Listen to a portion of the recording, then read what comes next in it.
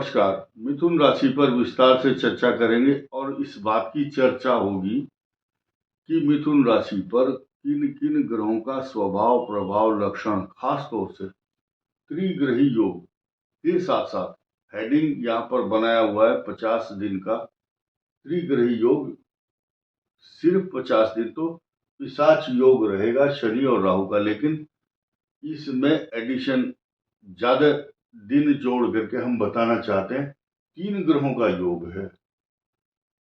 31 मई 2025 तक इस शुक्र का प्रभाव मिथुन के लिए मालव्य योग बना करके बहुत स्पेशल आपके लिए नए नए आयाम, नए नए रास्ते, नए मार्ग प्रशस्त करने के लिए उद्यत है। नक्षत्र है इसके नक्षत्र क्या है?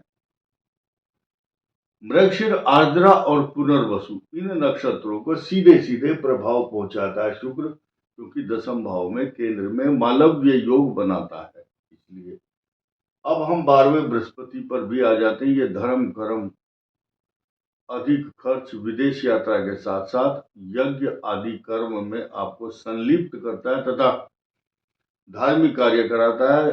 विवाह मांगलिक कार्यों का आयोजन तथा नई नई ज्ञान बुद्धि विवेक अच्छे संस्कार भी देता है और मैरिज लाइफ को थोड़ा डिस्टर्ब करता है, या रिश्ते नाते बंधन जो ससुराल पक्ष है या पत्नी का जो स्थान है वहां से थोड़ा सा दूर ले जाता है, क्योंकि यहाँ से छठे भाव में चला गया और शत्रु राशि में।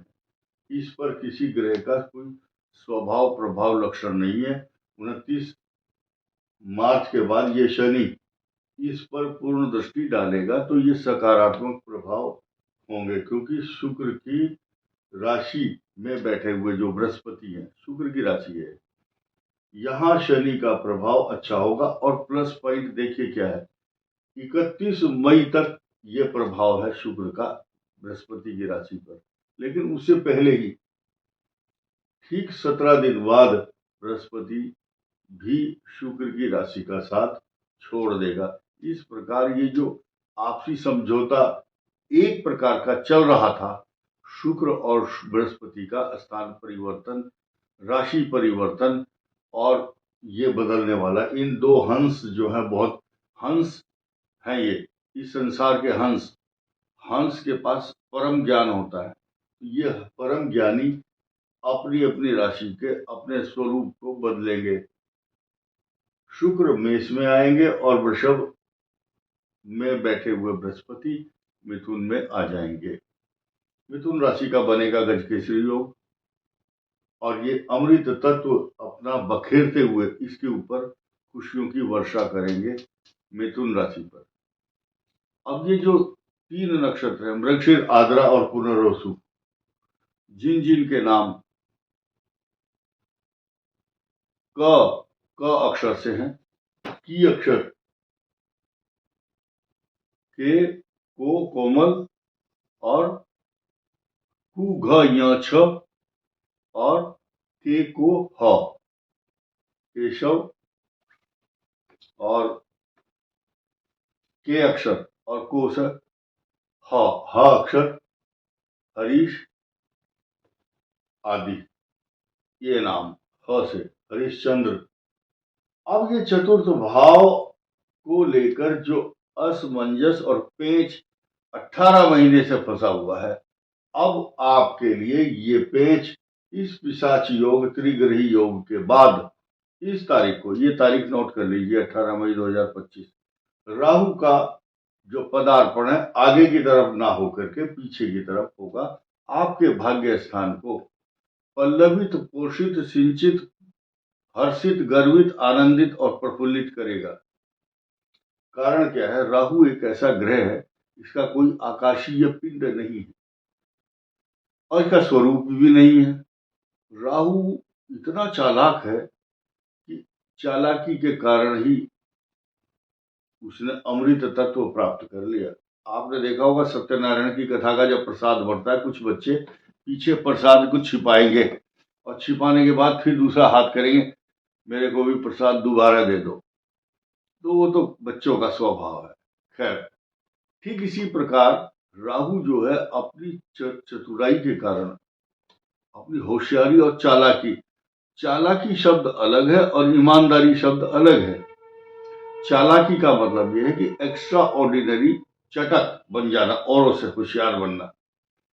कुछ आदमी अपनी कार्य कुशलता, छल बल और कला कौशल से आगे निकल जाते हैं। जब कहीं धावक ओलंपिक की दौड़ हो रही है तो जो दौड़ना नहीं जानता, उसको कॉन्फिडेंस नहीं है, वो ये सोचता है जो सबसे तेज दौड़ेगा उसके साथ खड़ा होगा और जब ये दौड़ेगा मैं इसको अड़ंगी मार करके गिरा दूंगा, मैं फर्स्ट आ जाऊंगा। ये नीति और रीति रहती है राहु की। अब ऐसी स्थिति में राहु आ जाएगा आपके भाग्य स्थान में, तो अपनी चतुराई से, अपनी होशियारी से आपको मजबूत करेगा, आपके भाग्य को मजबूत करेगा। जिन जिन को इस संसार में राहु के कृपा मिली है, चाहे लगन में हो, चाहे दशम या भाग्य स्थान में, उन्होंने उन्नति की है। वो आदमी झूठ बोल करके, छल से, बल से राजनीति में आगे आ जाते हैं या फिल्मों में आगे निकलते हैं। देखिए, राहु छल और कपट का प्रतीक है। शास्त्रों में लिखा है, शास्त्रों में लिखा है, यानी कि जो पीछे है वो सामने नहीं है। यानी कि दंभ कपट जिनके मन माया। दंभ और कपट और माया शब्द का अर्थ देखिए बहुत गंभीर है। माँ शब्द का मतलब नहीं, माँ फलेषु कदाचन, माँ का मतलब नहीं। वो माँ की बात नहीं कर रहा हूं मैं जिसके ऊपर अंग की चंद्र बिंदु लगी हुई है, वो मदर है। यहां माँ शब्द है, सिर्फ माँ। माँ का मतलब नहीं। या मैंने जो, संस्कृत में आपने सब जानते होंगे, या देवी सर्वभूतेषु, जो। या का मतलब जो, माँ का मतलब नहीं, जो नहीं है उसको दिखाने का प्रयास राहु करता है। माया, दंभ और कपट। कुछ लोग झूठ बोलते हैं, मेरे यहाँ 50 बीघा जमीन है और 10 बीघा भी नहीं है, तो वो झूठ है, वो छल है, वो कपट है। इसी प्रकार जो फिल्म है, फिल्म का मतलब जो चलचित्र आप देखते हैं, फिल्मी दुनिया मुंबई की, जितने भी हीरो हैं वो असली वाले वैसे जीवन में नहीं है। इसके अलावा जो राहु मनुष्य को उच्च शिखर पर पहुंचाता है, वो कभी उस आदमी को गिरने नहीं देता। ये एक, अब बहुत लंबी बात ना करते हुए, 18 वर्ष बाद, 18 महीने के लिए, 18 मई को, 18 याद रखना, आपका राहु भाग्य स्थान में आएगा। और खुशियां तो अब होंगी आपको जब आपको पुष्टि मिलेगी इस बात की, ऑथेंटिसिटी। तीसरे भाव में केतु होंगे आपके 18 महीने तक। 18 वर्ष बाद आ रहे हैं और ये आपके पराक्रम को बढ़ाते हैं। ये पराक्रम स्थान है, भाई बहन का स्थान भी है। भाई बहनों से जुड़ी हुई चिंता, पराक्रम में वृद्धि, नौकर चाकर से टेंशन, तथा आपके कंधे और भुजाओं में और गर्दन में, शोल्डर में पेन होगा।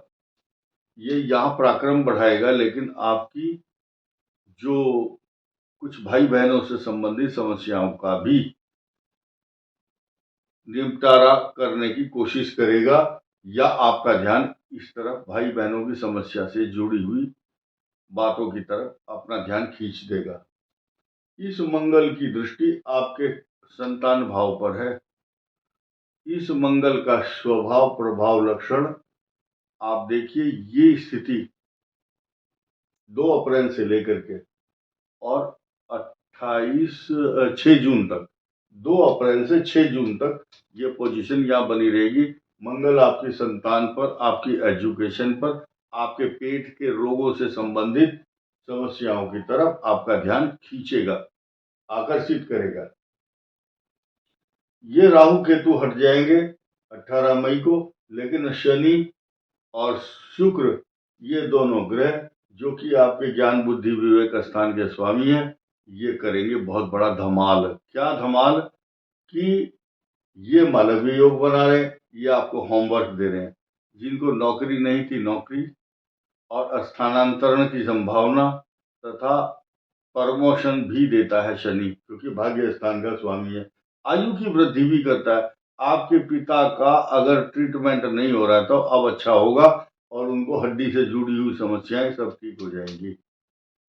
अब ये राहु केतु जब तक केंद्र में है 18 मई तक, तो आपको उपाय क्या करना है? हनुमान चालीसा का पाठ निरंतर करें, और कोई जूता चप्पल, कोई वस्त्र तथा कोई खाने पीने की वस्तु ब्राउन कलर की हो, ये आपको सोचना है। ब्राउन मिठाई अगर बाजार में मिलती है, या मसूर की दाल, राजमा, ये दान करना शुभ रहेगा। इस वीडियो में इतना ही। धन्यवाद। नमस्कार।